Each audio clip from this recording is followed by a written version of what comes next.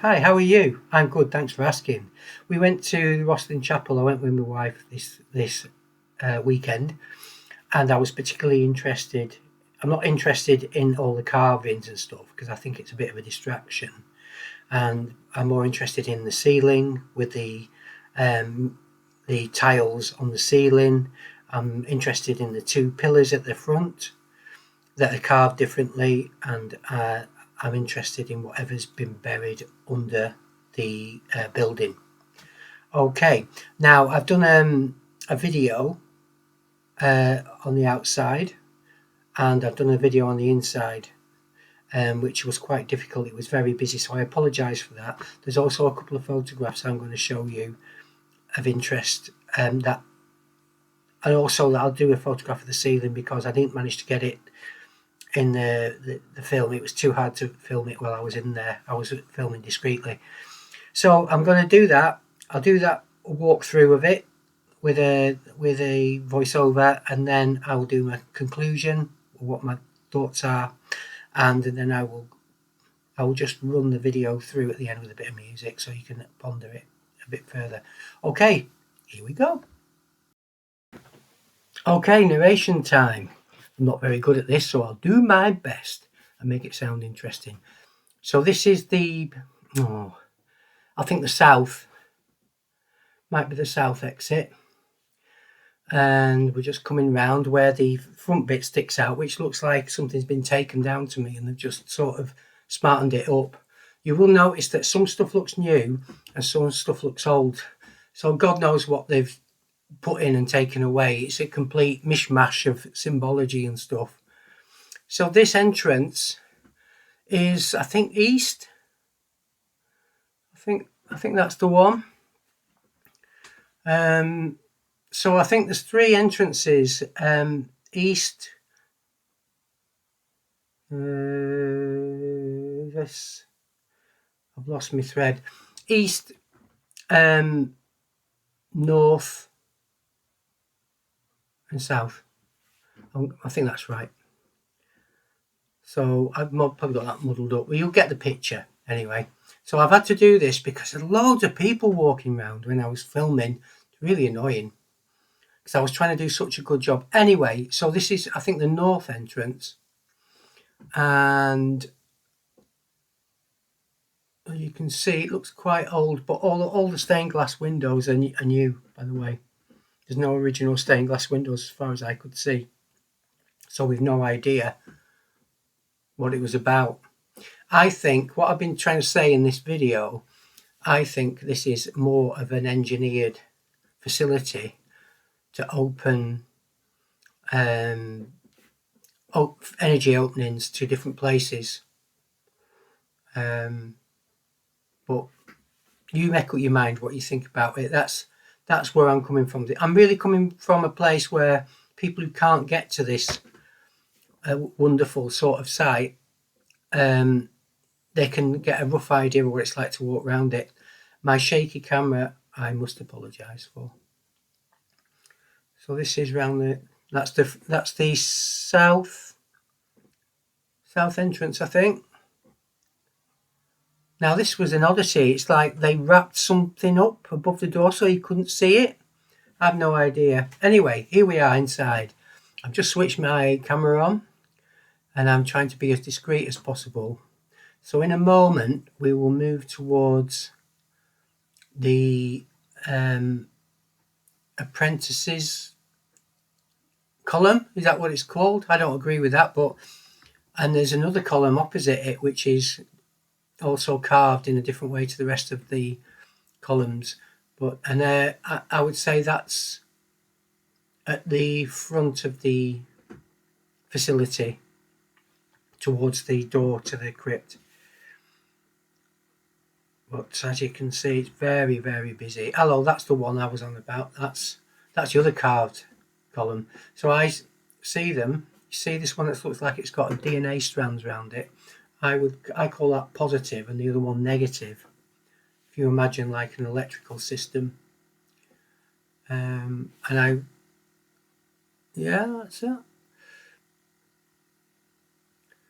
Yeah, we were just trying to get a feel of the place, because that's important with this place, because it's not a jolly place at all. It looks bright and sunny, but you get the feeling like something bad has happened in this place.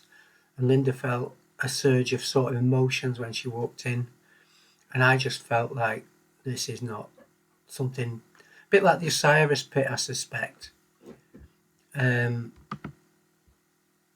But anyway, I hope it's I hope you grabbed a cup of coffee and watching this, because I'm going to replay it at the end with a bit of music, so you might be able to spot things I can't spot. But we weren't interested in the carvings, but we were only interested in the feel of it, the ceiling, the two columns at the front, and whatever's underneath it, really. So we're going down in the crypt. Exciting stuff. I think if you've researched it for years and you finally get here, it's a real buzz to go down here. But not a good vibe, I found. Like, what has happened here? Almost like, it sounds awful, but almost like sacrificial stuff. I'm not sure. Anyway, so this is the crypt. It's bigger than it seems on videos, and the chapel, look, it's actually smaller. So there's the door on, as you just gone past the door on your right, and this entrance on your left goes into a small room. But look at the bricks here as you go in. They're replacement bricks, but they're absolutely cold, really cold and clammy, yet the old brickwork feels warm. So I was fascinated about what might be behind that wall.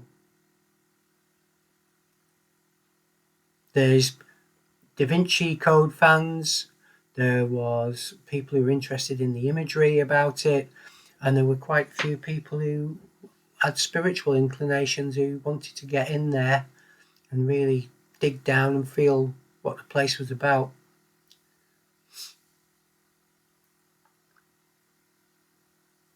That's my wife, by the way, who keeps standing in front of the camera. That's Linda. That's the door again. We couldn't get in. Don't know what these were for. There's carvings on the wall, meanings. They look pagan to me, but I wouldn't know. I'm not an expert on symbology. It's not one of my fortes. I'm not even an expert on energy, but I've got an interest in it. Frequency and energy. Here we go in near this wall again. Freezing cold, freezing cold. Whoa. Freezing cold. Whoa. Whoa, sorry lady. So this has just got knickknacks in it. It's absolute piss take, I thought. Oh, look at this, Deirdre. Anyway, there we are again. That mysterious cold, clammy wall. So back into the crypt. And in a minute we'll go back up the stairs, and I think at this point I switched the camera off, because I think I'd gone beyond my luck with it, because there were a lot of attendants, but they were also agent provocateurs distracting us, I think, looking at odd carvings, some with the devil in. And I think you'll see that these are 5 different sets of tiles with somatic sort of, I think that's what you call it, notes or frequencies on them. So if you imagine you could trigger a frequency with that, and it could open something up to a destination, you could potentially have 5 destinations.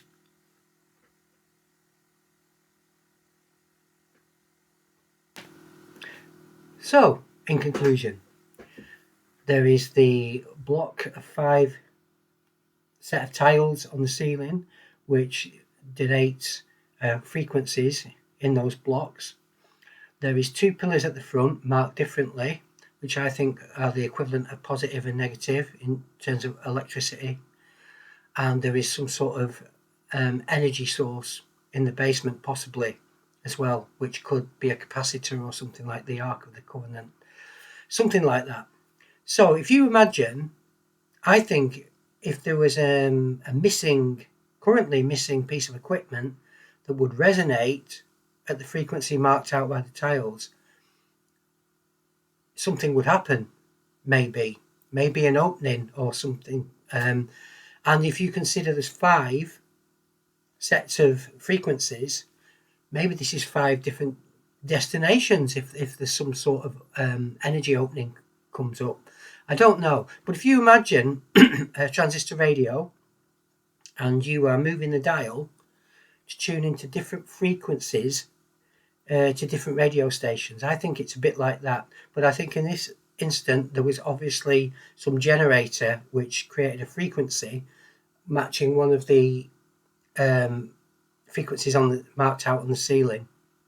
So anyway, I hope you enjoyed this video.